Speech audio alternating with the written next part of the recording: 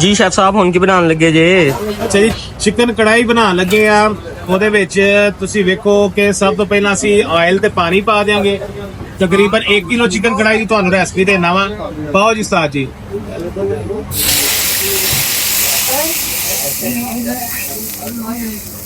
ਚਲੋ ਬਸ। ਅੱਛਾ ਜੀ, 1 ਲੀਟਰ ਪਾਣੀ ਪਾ ਦਿਆਂਗੇ। ਉਸ ਤੋਂ ਬਾਅਦ 150 ਗ੍ਰਾਮ ਜਿਹੜਾ ਨਾ ਇਹਦੇ ਵਿੱਚ ਆਇਲ ਪਾ ਦਿਆਂਗੇ ਤੇ ਉਸ ਤੋਂ ਬਾਅਦ ਚਿਕਨ ਪਾ ਦਿਆਂਗੇ ਤੇ ਇਹਨੂੰ ਨਮਕ ਪਾ ਕੇ ਦਮ ਲਾ ਦਿਆਂਗੇ। ਅੱਛਾ ਜੀ, 1 ਲੀਟਰ ਪਾਣੀ ਤੇ ਆਪਣਾ 150 ਗ੍ਰਾਮ ਆਇਲ ਪਾ ਦੇਣਾ ਤੇ 1 ਕਿਲੋ ਚਿਕਨ ਪਾ ਦੇਣਾ ਤਾਂ ਕਿ ਜਿਹੜਾ ਵੇ ਨਾ ਇਹਨੂੰ ਚਿਕਨ ਨੂੰ ਚੁੱਕੇ ਪਹਿਲਾਂ ਨਹੀਂ ਭੁੰਨੀਦਾ। ਅਗਰ ਇਹ ਬਰਾਊਨ ਹੋ ਜਾਏ ਫਿਰ ਵਾਈਟ ਕੜਾਈ ਦੀ ਪ੍ਰੋਪਰ ਲੁੱਕ ਨਹੀਂ ਆਉਂਦੀ। ਇਹ ਪਾਤਾ ਅਸੀਂ। ਇਸ ਤੋਂ ਬਾਅਦ ਜਿਹੜਾ ਨੇ ਤੇ ਮਸਾਲੇ ਪਾਵਾਂਗੇ। ਉਸਤਾਦ ਜੀ ਨਮਕ ਪਾਓ। ਉਸਤਾਦ ਆਪ ਆ ਜਾਓ ਜ਼ਰਾ।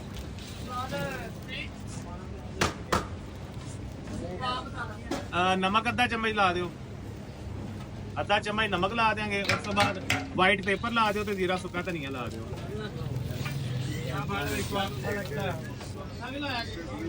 ਵਾਈਟ ਪੇਪਰ ਦਾ ਤਕਰੀਬਨ ਅਸੀਂ 1 ਚਮਚਾ ਭਰ ਕੇ ਲਾ ਦੇਾਂਗੇ। ਇਹ ਵਹਾਓ ਜੀ ਜ਼ਰਾ ਚਮਚ ਜੀ, ਕੈਮਰੇ 'ਚ ਵੀ ਵਹਾ ਦਿਆ ਕਰੋ। ਇਹ ਵਾਈਟ ਪੇਪਰ ਲਾ ਦਿਓ।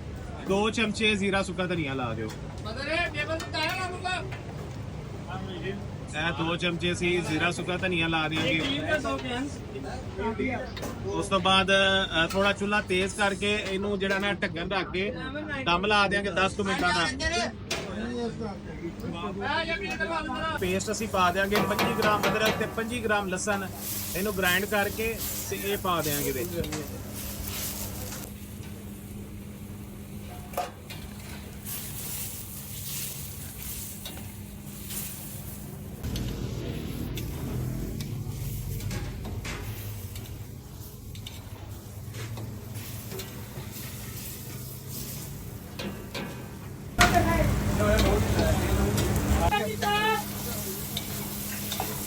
ਆਖਰੀ ਚੰਡ ਜਿਹੜੀ ਹੈ ਨਾ ਮੈਂ ਮਾਰਨੀ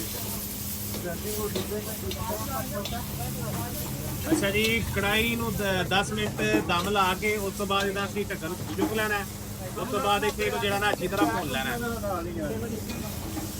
ਤਕਰੀਬਨ 5 ਤੋਂ 7 ਮਿੰਟ ਇਹਨੂੰ ਅੱਛੀ ਤਰ੍ਹਾਂ ਭੁੰਨਣਾ। ਉਸ ਤੋਂ ਬਾਅਦ ਨਾਲ ਹੀ ਦੇ ਮੁੱਠ ਭਰ ਕੇ ਸਬਜ਼ ਮਿਰਚ, ਅੱਧੀ ਮੁੱਠ ਸਬਜ਼ ਮਿਰਚ ਵੀ ਪਾ ਦੇਣੀ ਹੈ ਲੰਬੀਆਂ ਲੰਬੀਆਂ ਕੱਟਣੀਆਂ ਤੇ ਇੰਨਾ ਕੋਈ ਜਿਹੜਾ ਨਾ ਅਦਰਕ ਲੰਬਾ ਲੰਬਾ ਕੱਟਿਆ ਹੋਇਆ ਪਾ ਦੇਣਾ।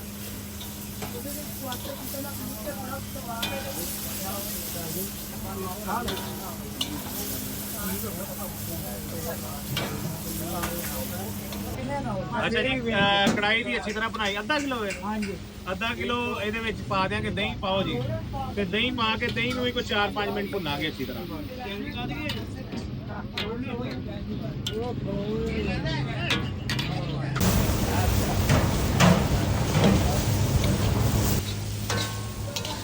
ਅੱਛਾ ਜੀ, ਆਪਣਾ ਦਹੀਂ ਪਾ ਕੇ ਇਹਨੂੰ ਅੱਛੀ ਤਰ੍ਹਾਂ ਪਕਾ ਲੈਣਾ ਹੈ।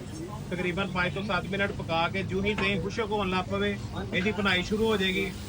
ਦਹੀਂ ਖੁਸ਼ਕ ਹੋ ਗਿਆ, ਇਹਦੀ 2 ਤੋਂ 3 ਮਿੰਟ ਭੁਨਾਈ ਕਰ ਲੈਣੀ ਹੈ। ਇਸੇ ਤਰ੍ਹਾਂ ਆਇਲ ਉੱਤੇ ਆ ਜਾਏਗਾ। ਉਸ ਤੋਂ ਬਾਅਦ ਇਹਨੂੰ ਕਰੀਮ ਲਾ ਦੇਣੀ ਹੈ। ਆਇਲ ਉੱਤੇ ਆਣਾ ਸ਼ੁਰੂ ਹੋ ਜਾਏਗਾ, ਇਹਦੀ ਭੁਨਾਈ ਹੋ ਜਾਏਗੀ। 2-3 ਮਿੰਟ ਭੁਨਾਈ ਕਰਕੇ ਉਸ ਤੋਂ ਬਾਅਦ ਤੁਸੀਂ ਕਰੀਮ ਲਾ ਦੇਣੀ ਹੈ। ਸਾਰੀ ਸਬਜ਼ ਮਿਰਚਾਂ ਤੇ ਅਦਰਕ ਥੋੜਾ ਜਿਹਾ ਕੱਟਿਆ ਹੈ।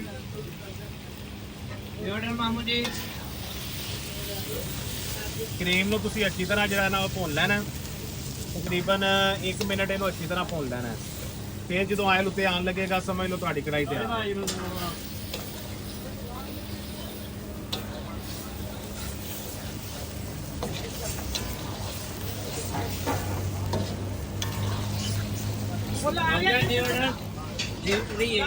ਇਸ ਤੋਂ ਬਾਅਦ ਥੋੜਾ ਜਿਹਾ ਅਦਰਕ ਲਸਣ ਲਾ ਕੇ ਤੁਸੀਂ ਇਹਨੂੰ ਜਿਹੜਾ ਨਾ ਸਰਵ ਕਰ ਦੇਣਾ। Thank you.